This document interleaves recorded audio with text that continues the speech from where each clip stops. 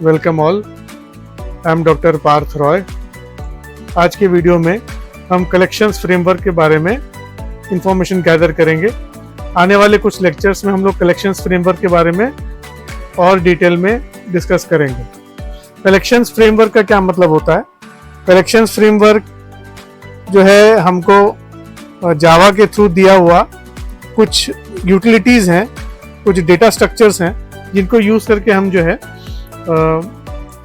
Data को manage करने का काम कर सकते हैं, स्टोर करने का और मैनेज करने का काम कर सकते हैं। तो कलेक्शंस फ्रेमवर्क होता है वो दो कैटेगरीज में डिवाइडेड होता है। एक होता है कलेक्शन इंटरफेस, जिसमें जो पैकेज है दैट इज java.util पैकेज ही है। तो java.util.collection करके एक इंटरफेस है जिसके अंडर में जो भी आएगा वो एक क्वालिटी उसमें रहेगी, that is series of data will be stored. और दूसरा कैटेगरी होता है कलेक्शंस का, वो है util.map। तो मैप करके जो इंटरफेस है, इसको जो इनहेरिट करते हुए क्लासेस हैं वो की वैल्यू पेयर्स यूज करके जो है डेटा को स्टोर करते हैं और मैनेज करते हैं। तो कलेक्शन अगर इंटरफेस हम देखें तो ये हायरार्की है, इसको आप देख सकते हैं। ये जो हायरार्की है इसमें हम ऑब्जर्व करेंगे जो कलेक्शन जो इंटरफेस है उसके अंडर में जितने भी क्लासेस आएंगे वो डेटा को एज ए सीरीज स्टोर करेंगे, और मैप के अंडर में जो भी आएंगे वो की वैल्यू पेयर्स के हिसाब से स्टोर करेंगे। तो ये दोनों को मिला के हम बोलते हैं, इसको कलेक्शंस फ्रेमवर्क बोला जाता है। इसमें कलेक्शन इंटरफेस और मैप इंटरफेस के जितने भी चाइल्ड क्लासेस हैं सब कुछ इंक्लूड हो जाते हैं। ये हमको बेसिकली किसके लिए यूज करना है? इसको हमको यूज करना है data as a data structure to manage data, to store and retrieve data in a comfortable way. तो जो हम शुरुआत करेंगे कलेक्शन के साथ। सो कलेक्शन इंटरफेस में जो मेथड्स दिए हुए हैं वो कुछ मेथड्स जो है यहाँ पे मैंने डिस्प्ले कराया है। जैसे ऐड मेथड है, ऐड हम सिंगल ऑब्जेक्ट ऐड कर सकते हैं। अब इसमें एक और चीज ध्यान रखना पड़ता है, जो कलेक्शंस फ्रेमवर्क है उसमें सिर्फ ऑब्जेक्ट्स यूज किया जा सकता है, प्रिमिटिव डेटा टाइप्स हम यूज नहीं कर सकते। तो हमें सिर्फ ऑब्जेक्ट्स यूज करना पड़ेगा to add data in the collection class objects, और उसको हम जो है इटरेशन वगैरह करके देख सकते हैं। सो ऐड मेथड है एक मेंबर मेथड, इससे सिंगल ऑब्जेक्ट ऐड किया जा सकता है। फिर ऐड ऑल करके एक मेथड है जिसमें एक कलेक्शन को दूसरे कलेक्शन में ऐड किया जा सकता है। क्लियर करके मेथड है जो सभी एलिमेंट्स को डिलीट कर देगा फ्रॉम द कलेक्शन। फिर कंटेन्स करके एक मेथड है जो हमको बुलियन वैल्यू देगा। अगर कोई ऑब्जेक्ट है तो ट्रू देगा, अगर वो ऑब्जेक्ट पर्टिकुलर ऑब्जेक्ट अगर उसको नहीं मिलता है कलेक्शन में तो फॉल्स देगा। कंटेन सॉल्व मतलब मेथड है जिसको यूज करके हम पर्टिकुलर एक सबसेट ऑफ कलेक्शन को सर्च करके देख सकते हैं अगर वो है। अगर है तो ट्रू मिलेगा, नहीं तो फॉल्स मिलेगा। इक्वल्स करके मेथड है जिससे कि हम जो है कलेक्शन के इंडिविजुअल ऑब्जेक्ट्स को कंपेयर करके देख सकते हैं with another object. Equals method को यूज कर सकते हैं। इसके अलावा भी कुछ और बेसिक कलेक्शन मेथड्स हैं, that is isEmpty। isEmpty method से हमको बुलियन वैल्यू मिलेगा। अगर हमारा कलेक्शन खाली है, मतलब कोई भी एलिमेंट्स नहीं है, तो ट्रू मिलेगा, नहीं तो फॉल्स मिलेगा। इटरेटर करके मेथड है जिससे हम कलेक्शन जो भी हमने कलेक्शन ऑब्जेक्ट यूज किया है, कलेक्शन ऑब्जेक्ट का मतलब मेरा क्या है आप ऑब्जर्व करें। इसका मतलब क्या होगा? सेट, लिस्ट, क्यू, ये सब में से कोई भी, जैसे hash set, link set, tree set, ठीक है, ये सब जो है वो कलेक्शंस के ऑब्जेक्ट्स हो सकते हैं। कलेक्शन क्लास मतलब कलेक्शन के चाइल्ड क्लासेस हैं, तो उनमें से हम जो है इनको यूज कर सकते हैं। उसमें से जैसे इटरेटर हम क्रिएट कर सकते हैं, तो अगर उनमें से उस पर्टिकुलर जो सेट ऑफ एलिमेंट्स हैं उनको हम इटरेट करने के लिए इटरेटर ऑब्जेक्ट भी इसमें निकाल सकते हैं। मैक्स यूज कर सकते हैं to get the maximum value, वैसे मिन यूज कर सकते हैं to get the minimum value. Max और मिन यूज करते वक्त हमको ध्यान रखना पड़ेगा कि होमोजीनियस कलेक्शन होना चाहिए।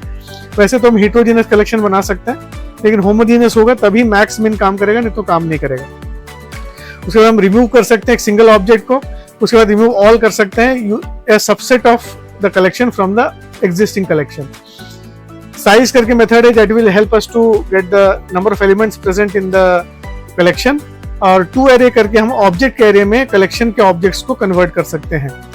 सो उनको हम थोड़ा थोड़ा करके ऑब्जर्व करके देखते हैं कि कैसे किया जा सकता है। तो प्रैक्टिकली करने के लिए हमको क्या करना पड़ेगा कि हम लिस्ट इंटरफेस का यूज करेंगे। सो यहाँ पे ऑब्जर्व करें, यहाँ पे ये जो लिस्ट इंटरफेस है इसका हम यूज करने वाले हैं। सो कलेक्शन को इनहेरिट कर रहा है लिस्ट, और लिस्ट के अंदर हम जो है array list, link list, vector, इनको हम यूज करेंगे। सो इस प्रकार से हम यूज करेंगे। तो लिस्ट इज एन इंटरफेस, तो लिस्ट इंटरफेस होने के कारण हम उसके इंस्टेंस को बना नहीं सकते, लेकिन उसके नीचे में जो क्लासेस हैं, कौन से क्लासेस हैं, array list, link list, vector, इनको यूज कर सकते हैं। अब जो लिस्ट बनता है वो लिस्ट ऑफ ऑब्जेक्ट्स हम बना सकते हैं। उसका फायदा क्या होगा कि ऑर्डर्ड कलेक्शन ऑफ ऑब्जेक्ट्स बनता है। ऑर्डर्ड कलेक्शन का मतलब क्या है, हर ऑब्जेक्ट जो हम इंसर्ट करेंगे इन द लिस्ट, ऐड करेंगे in the list, that will have a unique index number. हर एक ऑब्जेक्ट को एक यूनिक इंडेक्स नंबर मिलेगा और हम उस यूनिक इंडेक्स नंबर से उसको एक्सेस कर सकते हैं। लिस्ट जो है वो डुप्लीकेट डेटा भी अलाउ करता है, ठीक। और लिखने का तरीका जो सिंटैक्स है वो इस प्रकार से है। सो let us create a list, array list, link list और वेक्टर बनाते हैं। तो सबसे पहले हमको इंपोर्ट करना पड़ेगा java.util, java.util.asterisk। उसके बाद हम जो है लिस्ट का ऑब्जेक्ट बनाते हैं। जैसे L1 करके मैंने ऑब्जेक्ट बनाया, इक्वल टू न्यू। हमारे पास 3 लिस्ट ऑब्जेक्ट्स हम क्लासेस का ऑब्जेक्ट्स बना सकते हैं, एरे लिस्ट, लिंक लिस्ट और वेक्टर। तो एरे लिस्ट बना लेता हूं। उसके बाद हम एक और लिस्ट बनाते हैं L2, लिंक लिस्ट बना लेते हैं और एक और लिस्ट बना लेते हैं वेक्टर, न्यू वेक्टर, ठीक। अब इसमें जो मेथड्स हमने अभी यहाँ पे देखा था, ये सभी मेथड्स एप्लीकेबल हैं। ये जितने भी मेथड्स अपन ने यहाँ पे अभी जो देखा है, ये वाले मेथड्स हैं और ये वाले मेथड्स हैं, दे आर ऑल एप्लीकेबल। तो लेट अस सी, एग्जांपल देखते जाते हैं। सो हम एक L1 को लेते हैं, L1 डॉट ऐड करते हैं, हमें कुछ स्ट्रिंग्स ऐड कर देते हैं, जैसे दिस। मैं स्ट्रिंग्स ऐड करते जा रहा हूं L1 में। This is L1 dot add Java, ठीक। सो से L1 में मैंने ऐड किया, 3 स्ट्रिंग्स ऐड कर दिए, फिर L2 में मैंने ऐड कर दिया, 3 स्ट्रिंग्स ऐड कर देते हैं। तो add method will be used to add objects in the collection. तो L2 को मैं ऐड कर रहा हूँ, this is Java and list या लिंक लिस्ट,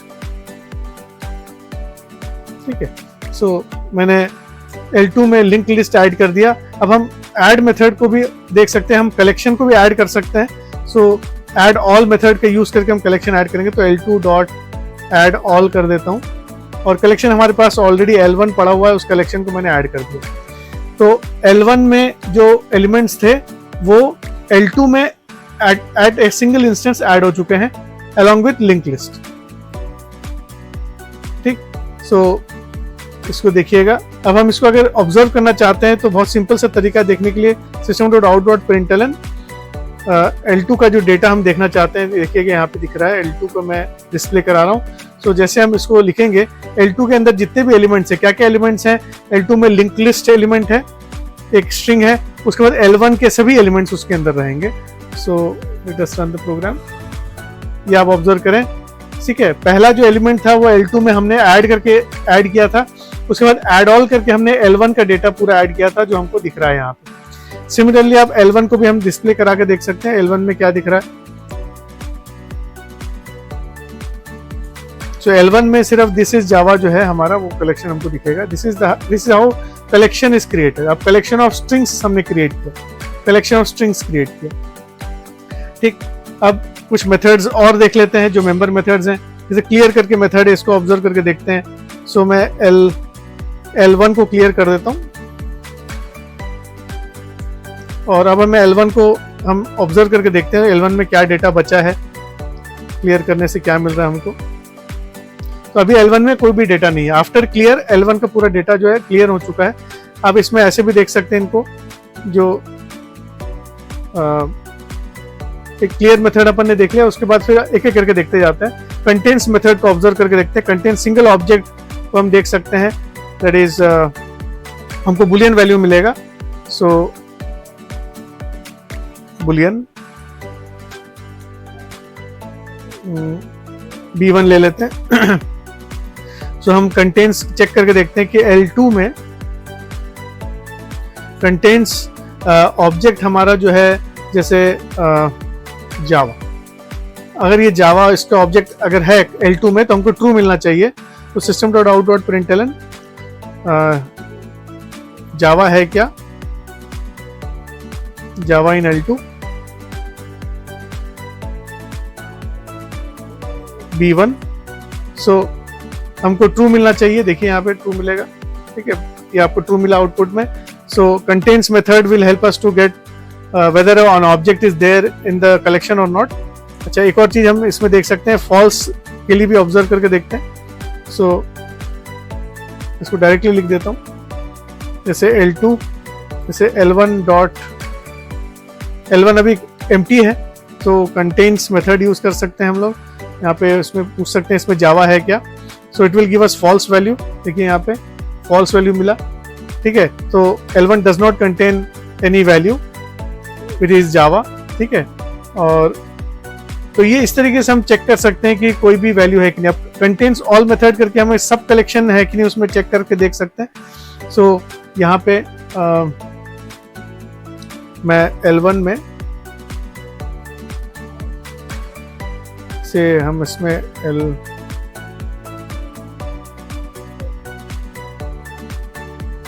L3 में हमें काम करते हैं, ऐड ऑल करते हैं, L2 को ऐड ऑल कर देते हैं इसमें L3 में। सो L3 में पूरे L2 के एलिमेंट्स ऐड हो जाएंगे, L3 में और एडिशनल कुछ ऐड कर देते हैं।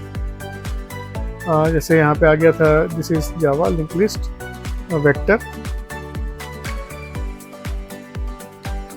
ये एडिशनल अपन ने यहाँ पे ऐड कर दिया। सो ऑलरेडी जो है L2 में लिंक लिस्ट दिस इज जावा था ऑलरेडी, साथ में वेक्टर भी ऐड हो जाएगा, इसको ऑब्जर्व करके देख सकते हैं हम लोग।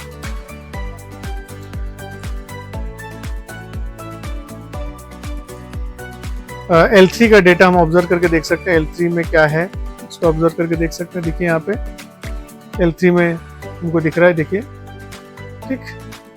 L3 में जो है L2 का पूरा डेटा है, यहाँ तक ये जो L2 का डेटा ये ऑलरेडी था, इसमें ये ऐड हो चुका है, साथ में वेक्टर भी ऐड किया था, एडिशनल ऑब्जेक्ट अपन ने वो भी इसमें ऐड हो चुका है एज स्ट्रिंग्स, ये सभी स्ट्रिंग्स हैं। और हम इसमें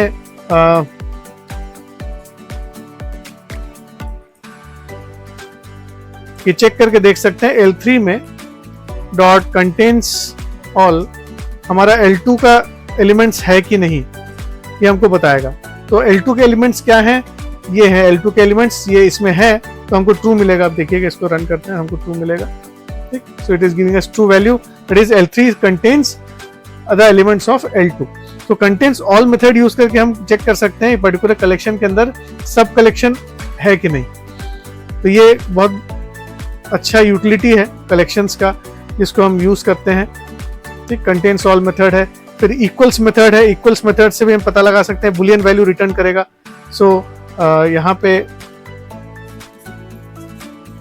एलिमेंट्स को हम लोग देख सकते हैं,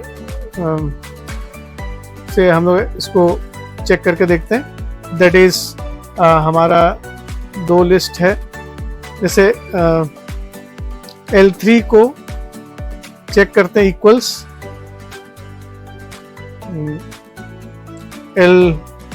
L1 इक्वल है क्या L3 के, लेट अस सी। बुलियन वैल्यू फॉल्स मिलना चाहिए, देखिए फॉल्स आ रहा है। अब हम क्या कर सकते हैं, अब चेक कर सकते हैं, फिर हम L1 में डॉट ऐड ऑल करते हैं और L3 को ऐड ऑल कर देते हैं, तो L1 का पूरे कंटेंट्स L3 में ऐड हो जाएंगे। फिर हम वापस system.out.println करके देखते हैं कि L3 डॉट इक्वल्स L1 है क्या, ठीक है। अब देखते हैं आउटपुट क्या मिल रहा है हम लोग को, ट्रू मिल रहा है, देखिए, ठीक। सो जब L1 खाली था और L3 भरा हुआ था, तो जब हम चेक किए L1 L3 इक्वल नहीं है, लेकिन जैसे ही मैंने L3 को L1 में ऐड कर दिया, मतलब L1 और L3 के दोनों के एलिमेंट सेम है, इसको हम देख सकते हैं system.out.println L1 equal to L1 के एलिमेंट्स देख लीजिए, फिर L3 इक्वल टू L3 के एलिमेंट देख लेते हैं। दोनों के एलिमेंट सेम है, ठीक, दोनों के एलिमेंट सेम है, L1 का एलिमेंट्स जैसा है एग्जैक्टली सेम L2 का L3 का एलिमेंट्स है। तो जो इक्वल्स मेथड यहाँ पे जो अपन इक्वल्स मेथड लिखा है that will return Boolean value true. ये जो बुलियन वैल्यू ट्रू मिला क्यों? क्योंकि L3 और L1 में दोनों में कंटेंट्स एग्जैक्टली सेम है। तो इस टाइप से भी हम जो है करके देख सकते हैं कि इक्वल्स मेथड का यूज करके देख सकते हैं कि दोनों कलेक्शंस हमारा जो है सिमिलर है क्या। ये काफी यूजफुल यूटिलिटी मेथड्स हैं। इज एम्प्टी मेथड के एक बार देख लेते हैं। इज एम्प्टी मेथड जैसे यहाँ पे मैं L2 को एम्प्टी कर देता हूँ, L2 डॉट क्लियर कर देते हैं। L2 डॉट क्लियर करने के बाद हम L2 को अगर डिस्प्ले करेंगे तो L2 में कुछ भी एलिमेंट्स नहीं रहेंगे। देखिए आउटपुट में देखिएगा, यहाँ पे आउटपुट देखिए, L2 में एलिमेंट्स कुछ भी नहीं है, ठीक है, खाली पड़ा है L2। तो पता लगाने के लिए हम इज एम्प्टी मेथड का यूज करेंगे तो हमको ट्रू मिलेगा। So is empty, L2 is empty, L2 empty है कि एक बार ऑब्जर्व करते हैं। सो L2 dot is empty method का यूज करेंगे। सो it will return true value क्योंकि अभी L2 में कोई भी एलिमेंट्स नहीं है। So this is L2 is empty is true, ठीक। सो यहाँ से हम लोग जो है देख ऑब्जर्व करके देख सकते हैं कि हमारा जो है L2 जो है वो एम्प्टी है। इज एम्प्टी हमको ट्रू मिलेगा, बुलियन वैल्यू देगा, अगर एम्प्टी नहीं है तो फॉल्स देगा। इटरेटर का यूज करके देखते हैं कैसे इटरेटर यूज किया जा सकता है। इसमें इटरेटर करने के लिए हमको क्या करना है, जैसे L3 ले लेते हैं, L3 के एलिमेंट्स को ले लेते हैं। सो इटरेटर ऑब्जेक्ट यूज करेंगे, इट करके बना लेते हैं, equal to L3 dot iterator. So will get an iterator instance. अब इटरेटर ऑब्जेक्ट क्या करेगा, L3 के अंदर हम जो है उसको मूव कर सकते हैं इंडेक्स नंबर यूज करके, क्योंकि ये ऑर्डर्ड लिस्ट है। तो इटरेटर यूज करके हम इसको जो है इंडेक्स नंबर यूज करके एक्सेस कर सकते हैं। सो फॉर लूप में बना सकता हूँ integer i equal to 0, i less than, या इसको ऐसे लग दे, वाइल लूप लगा के कर सकते हैं। इसमें हम लोग को जरूरत नहीं पड़ेगा इंडेक्स नंबर का, हम कर भी सकते हैं इंडेक्स नंबर करके। So it dot is has next method use करेंगे हम लोग। हैज नेक्स्ट मेथड इटरेटर्स में रहता है। इटरेटर में हैज नेक्स्ट मेथड का एक फायदा क्या है कि हम बिना इंडेक्स नंबर के हर एक एलिमेंट को शुरू से लेकर आखिरी तक इटरेट करके देख सकते हैं। हैज नेक्स्ट मेथड हमको बुलियन वैल्यू देता है। अगर इटरेटर में अगर नेक्स्ट एलिमेंट वो सेंस करके देखेगा, अगर नेक्स्ट ऑब्जेक्ट अगर एग्जिस्ट करेगा, अगर नल नहीं है तो ये बुलियन वैल्यू ट्रू देगा, और अगर नेक्स्ट वैल्यू कुछ भी नहीं है, नल है, तो ये बुलियन वैल्यू फॉल्स देगा। तो इटरेटर जो है हमारा किस चीज को लेकर रखा है, L3 को लेकर रखा है। L3 में हमारा ऑलरेडी ये डेटा रखा है। देखिए ये जो डेटा है ये L3 का डेटा है, ये जो है L3 का डेटा है, ठीक। इसमें ऑलरेडी एलिमेंट्स हैं, तो हैज नेक्स्ट में जो है ये पहला एलिमेंट उसको मिल जाएगा तो ट्रू मिलेगा। तो यहाँ पे हम इसको देख सकते हैं, system dot out dot println. इसको हमको एक्चुअली मैं डिवाइड कर देता हूँ उसको दो पार्ट्स में, क्योंकि वो स्ट्रिंग ऑब्जेक्ट है तो हमको स्ट्रिंग में उसको कन्वर्ट करना पड़ेगा। इटरेटर ऑब्जेक्ट में तो नेक्स्ट करके ऑब्जेक्ट होता है, उसको हम लोग एक्सेस करेंगे। अब इससे क्या होगा, नेक्स्ट मेथड से क्या होता है कि जो भी नेक्स्ट अवेलेबल ऑब्जेक्ट है वो मिलेगा, और वो ऑब्जेक्ट फॉर्मेट में मिलता है। देखिए ऑब्जेक्ट क्लास का ऑब्जेक्ट बन के मिलेगा। इसका रिटर्न टाइप देखिएगा ऑब्जेक्ट है, रिटर्न्स नेक्स्ट एलिमेंट। ये जो ऑब्जेक्ट है, ऑब्जेक्ट मतलब जेनरिक ऑब्जेक्ट है, तो इस जेनरिक ऑब्जेक्ट हमको क्या करना पड़ेगा, टाइप कास्ट करना पड़ेगा into our desired type object, और फिर उसको हम लोग जो है उसी डिजायर्ड टाइप में कन्वर्ट करके उसको एक ऑब्जेक्ट में स्टोर करेंगे। तो नेक्स्ट मेथड क्या करता है, जो भी लिस्ट में जो एलिमेंट है अवेलेबल उसको उठा के लेके आएगा। तो ये लिंक सबसे पहले क्या आएगा, लिंक लिस्ट, वो एस में आके स्टोर हो जाएगा, और हम उसको system dot out dot println करा लेते हैं, एस इक्वल टू, क्या इसको S1 कर देते हैं, S1 इक्वल टू S1। तो अब क्या होगा, पहला ऑब्जेक्ट आएगा लिंक लिस्ट, फिर S1 में डिस्प्ले हो जाएगा। दूसरा ऑब्जेक्ट आएगा दिस, वापस S1 में आएगा, फिर S1 डिस्प्ले होगा, इज फिर डिस्प्ले होगा, वेक्टर जावा फिर वेक्टर, इसके बाद कोई एलिमेंट नहीं है तो हैज नेक्स्ट फॉल्स हो जाएगा, तो व्हाइल लूप अपने आप ही ब्रेक हो जाएगा। जब इसको हम रन करेंगे तो आउटपुट आप ऑब्जर्व करें, ठीक है, S1 में ये सभी एलिमेंट्स एक एक करके निकल के आए हैं। तो इंडिविजुअल एलिमेंट्स को एक्सट्रैक्ट करके हम निकाल सकते हैं from the list object using iterator. Iterator use करके हम जो है इस चीज को बहुत आसानी से कर सकते हैं, क्योंकि इटरेट। उसके बाद आता है मैक्स। मैक्स जो है वो मैक्स और मिन, अब ये मेथड यूज कर सकते हैं हम लोग यहाँ पे होमोजेनस कलेक्शन में। जैसे अभी यहाँ पे link list, this is Java vector, ये सभी जो है ये स्ट्रिंग ऑब्जेक्ट्स हैं, दे आर होमोजेनस। अब इसमें हम मैक्स मिन निकाल सकते हैं। अगर हिट्रोजेनस होता तो मैक्स मिन नहीं निकाल सकते। तो हम system.out.println, इसमें से हम L3 में से मैक्स निकालेंगे। अब इसमें से जो हम मैक्स निकालेंगे इसमें क्या रहेगा, इसमें आप ऑब्जर्व करें ये सभी स्ट्रिंग्स हैं, तो ये अल्फाबेटिकली जो मैक्स वैल्यू है वो निकलेगा। तो अल्फाबेटिकली हमको क्या दिख रहा है, IJKLMN, ये V जो है ये मैक्स वैल्यू है, ठीक है। So vector should come as the max value. So collections class का यूज करेंगे, उसमें मैक्स का यूज करेंगे कलेक्शंस क्लास का, और L3 यूज कर लेंगे। सो L3 यूज कर रहे हैं हम लोग, मैक्स निकाल रहे हैं L3 का, ठीक। तो हमको आउटपुट में क्या मिलना चाहिए, देखिए आउटपुट में मिलेगा वेक्टर, ठीक है। This is our maximum value. और वैसे ही मिनिमम वैल्यू भी निकल सकता है। system.out.println collections.min, collections.min यूज करके आप L3 को यूज करेंगे तो ये मिनिमम वैल्यू निकलेगा। मिनिमम वैल्यू क्या है, I से I is जो है वो that is minimum value, and V vector जो है that is the maximum value. So min और मैक्स दोनों निकाल सकते हैं। ये होमोजेनस है इसलिए हम निकाल सकते हैं, हिट्रोजेनस होने से ये काम नहीं करेगा। सो मिन और मैक्स निकालने के लिए कलेक्शंस क्लास का यूज करके हम इसको करेंगे। उसके बाद आता है remove. We can remove single element, we can remove using remove all a collection of elements. So यहाँ पे हम L3 में से एक एलिमेंट को रिमूव कर लेते हैं, जैसे डबल कोट्स में ईज को रिमूव कर देते हैं। सो लेट अस सी, ईज इसमें से चला जाना चाहिए। L3 को डिस्प्ले करा रहे हैं, ठीक। सो यहाँ पे देखिएगा ईज रिमूव हो चुका है। L3 में पहले ईज था, यहाँ पे ईज था, ठीक है। ईज जो ऑब्जेक्ट था अब यहाँ से ईज ऑब्जेक्ट चला जा चुका है, रिमूव हो गया। अब रिमूव ऑल का यूज कर सकते हैं। सो हम एक हमारे पास ऑलरेडी लिंक लिस्ट था L1 में, already I think we have something inside L1 में डेटा है। सो हम L1 से रिमूव करते हैं ऑल L3। सो L3 के एलिमेंट्स जितने भी हैं, link list, this, Java vector, ये पूरे रिमूव हो जाएगा, ठीक है। और बचेगा क्या, देखिए ईज बचेगा सिर्फ, ठीक है। तो L1 में link list, this, Java vectors तो है ही है, लेकिन ईज जो है एक एडिशनल एलिमेंट है जो L3 में नहीं है, तो वो बच जाएगा, बाकी सब रिमूव हो जाएगा। So let us see L1 equal to, L1 का डेटा देखते हैं। अब हमने L1 में से L3 को रिमूव कर दिया, देखिए ईज बचा है लास्ट में, ठीक। सो रिमूव ऑल मेथड का यूज करके हम जो है एक कलेक्शन को एक कलेक्शन के अंदर से रिमूव कर सकते हैं। साइज का यूज कर सकते हैं to get the number of elements present in the collection. So size equal to plus, जैसे L1 डॉट साइज अगर हम लिखते हैं तो हमको 1 मिलना चाहिए, कि L1 में अभी एक ही एलिमेंट है, तो साइज हमको 1 मिल रहा है।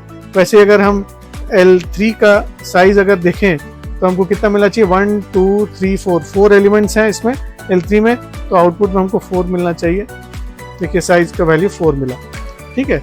तो साइज मेथड का यूज करके हम जो है we can get the number of elements present in the vector, in the collection, the list, ठीक। एंड और लास्ट जो एक कॉमन मेथड है टू एरे, ये ऑब्जेक्ट एरे बनाने में हेल्प करता है हमको। तो टू एरे मेथड को ऑब्जर्व करते हैं कैसे करना है। सो हमको ऑब्जेक्ट का एरे बनाना पड़ेगा, तो मैं ARR ऑब्जेक्ट ARR बना लेता हूँ, इक्वल टू, जैसे L3 को ले लेते हैं, डॉट टू एरे मेथड का यूज करेंगे। अब टू एरे मेथड का यूज करने से क्या होगा, L2 में जितने भी एलिमेंट्स हैं वो ARR के अंदर इंडिविजुअली आ जाएंगे और ऑब्जेक्ट क्लास का ऑब्जेक्ट बन के आएंगे, जेनेरिक ऑब्जेक्ट्स बन के आ जाएंगे। सो हम इसमें इटरेशन करके देख सकते हैं, i less then ARR dot length i plus plus. So length method जो है वो हर एक एरे के साथ कॉमन एक ऑब्जेक्ट एसोसिएटेड होता है, that gives the number of elements in the array. So मेरा एरे जो है वो एरे ऑफ ऑब्जेक्ट्स है, उसका लेंथ यहाँ पे मिल जाएगा, ठीक है। डिपेंडिंग अपॉन ये जो L2 का जो साइज है एग्जैक्टली सेम रहेगा एरे का लेंथ। हर एक एलिमेंट एरे का निकल के आएगा, उसको स्ट्रिंग में कन्वर्ट करना पड़ेगा। S2 करके मैं बना लेता हूँ, स्ट्रिंग में कन्वर्ट करना पड़ेगा ARR स्क्वायर ब्रैकेट में 0 अपने I। सो I के मतलब इंडेक्स नंबर पे, एरे के इंडेक्स नंबर पे जो भी एलिमेंट होगा वो ऑब्जेक्ट क्लास का ऑब्जेक्ट होगा, वो स्ट्रिंग में कन्वर्ट होगा और S2 में आके स्टोर हो जाएगा। अब हम इसको जो है डिस्प्ले करा के देख सकते हैं। S2 इक्वल टू, अब S2 के एलिमेंट्स आप देख सकते हैं यहाँ पे रन करेंगे। देखिए मैं अभी कुछ है नहीं, तो L3 में था डेटा हमारा, सो L3 यूज करेंगे। सो L3 को हम टू एरे में कन्वर्ट कर रहे हैं और एरे ऑफ ऑब्जेक्ट्स में कन्वर्ट होगा और हर एक एलिमेंट को हम जो है निकालेंगे बाहर और स्ट्रिंग में कन्वर्ट करके S2 में स्टोर करेंगे। तो L3 के सभी एलिमेंट्स जो है अलग अलग करके निकल के देखिए आ गया। ये सभी L3 के एलिमेंट्स हैं, link list, this, Java, vector, ये सभी L3 के एलिमेंट्स हैं जो एक एक करके हमने निकाल दिया, एक्सट्रैक्ट करके निकाला। सो ये जो है कुछ मेथड्स हैं जो common to all the list related objects. तो लिस्ट रिलेटेड ऑब्जेक्ट्स क्या है? एरे लिस्ट, लिंक लिस्ट और वेक्टर, इस सभी में कॉमन मेथड्स हैं जो अभी अपन ने देखा, ऑब्जर्व करके देखा है, ठीक। अब इनका कंपैरिजन देखते हैं कि किसको कब यूज करना है, इसकी क्या जो है क्वालिटीज हैं, इसको आप ऑब्जर्व करके देखते हैं। तो कंपैरिजन जब करेंगे तो आप ऑब्जर्व करें, इसमें जो है एरे लिस्ट जो है वो रिसाइजेबल एरे है, लिंक लिस्ट जो है वो डबली लिंक लिस्ट है। ये डेटा स्ट्रक्चर्स में आप अगर पढ़ना चाहे तो इसको आप डिटेल में पढ़ सकते हैं, डबली लिंक लिस्ट क्या होता है, ठीक। ये एक्चुअली जो भी एलिमेंट्स हैं उनका उसका डेटा और नेक्स्ट एलिमेंट जो है वो नोड्स में स्टोर होता है। जितने भी एलिमेंट्स हैं वो नोड्स में स्टोर होते हैं, मेमोरी लोकेशंस अलग अलग रहते हैं और जो है they are linked with the connections. अब इसमें हर ऑब्जेक्ट के साथ एक नेक्स्ट ऑब्जेक्ट का एड्रेस भी एसोसिएटेड होता है जब लिंक लिस्ट बनता है। तो लिंक लिस्ट में डबली लिंक लिस्ट रहता है जिसमें फॉरवर्ड और बैकवर्ड दोनों मूवमेंट्स किया जा सकता है। तो ये डेटा स्ट्रक्चर्स में आप चाहे तो एक बार गूगल सर्च करके देख सकते हैं कि डबली लिंक लिस्ट कैसे वर्क करता है।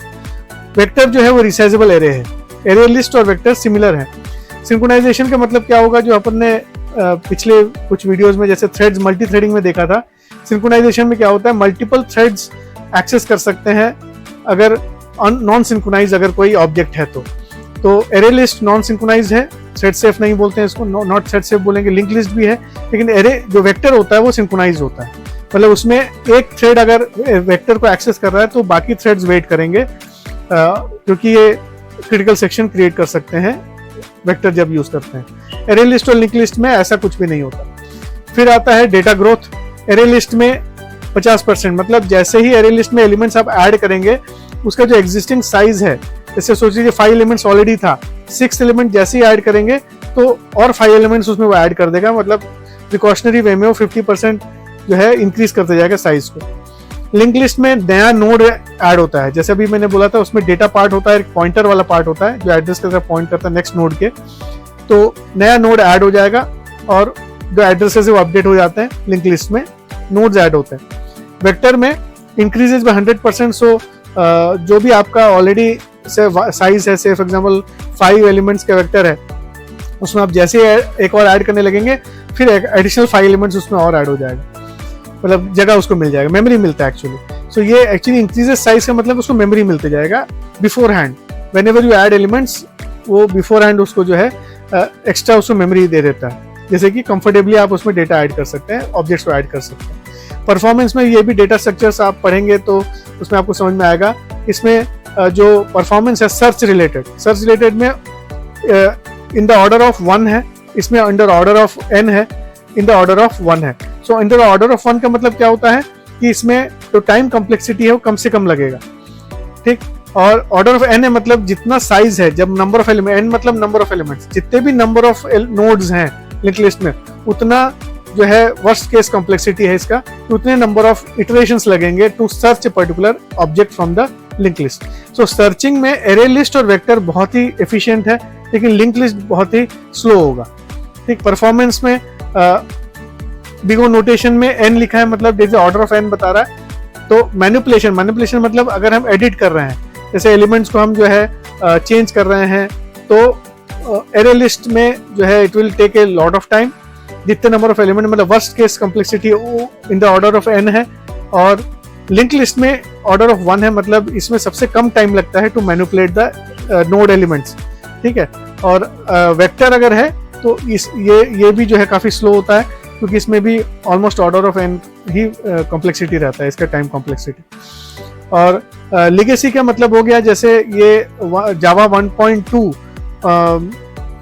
में इंट्रोड्यूस था क्या नहीं था, क्योंकि 1.2 is considered to be one of the oldest form of Java. तो array list is not there, link list is not there, vector जो है वो है, मतलब वो जावा 1.0 से इंट्रोड्यूस किया हुआ था। सो अगर आपको ऐसा कोई प्रोजेक्ट आप बना रहे हैं जिसमें कि जावा 1.0 यूज हो रहा है, तो लिंक लिस्ट एरे लिस्ट काम नहीं करेगा, वेक्टर काम करेगा। तो ये सब चीजें हैं। तो अब हमको डिसाइड ये करना है कि कब किसको यूज करना है। तो एरे लिस्ट कब यूज करेंगे, जब स्टैंडर्ड लिस्ट ऑपरेशंस अपन कर रहे हैं, ठीक है, डिफॉल्ट में चीजें ऐड कर रहे हैं उसमें और नॉर्मल ऑपरेशंस कर रहे हैं। लेकिन लिंक लिस्ट कब यूज करेंगे, जब हमारा जो है कॉन्स्टेंटली एडिंग और रिमूविंग एलिमेंट्स अगर चल रहा है मिडिल फ्रंट बैक से, तो लिंक लिस्ट सबसे एफिशिएंट होता है, ठीक।